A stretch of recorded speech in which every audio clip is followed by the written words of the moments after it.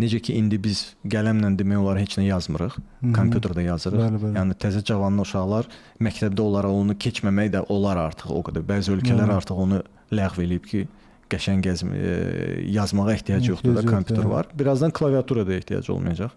Çünki artıq səsli formada AI ilə danışacaqsan, hər şey eləyəcək. Və indi siz dediyiniz kimi bu öhdəlik məsələsi ki var, o artıq yavaş-yavaş tətbiq olunur.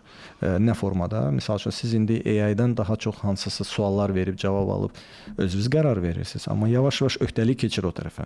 Məsələn, özlərini idarə edən maşınlardan başlayaraq şəxsi AI agentlərdən. Məsəl üçün siz AI agentə deyəcəksiniz ki, mən harasa səyahətə gedirəm, ya nəsə eləmək istəyirəm. O nəinki məlumat verəcək, sizin yerinizə bron eləyəcək, sizin yerinizə otelə yazacaq ki, filan kəs gəlir, filan saatda gələcək. Belə rahatlıq yaradın ona, kartınızdan pulu silib ödəniş eləyəcək, sizə ancaq məlumat verəcək ki, bu qədər xərclədim ora, bu qədər bura. Yəni sizin gündəlik rutin işlərinizin sayı qat-qat azalacaq.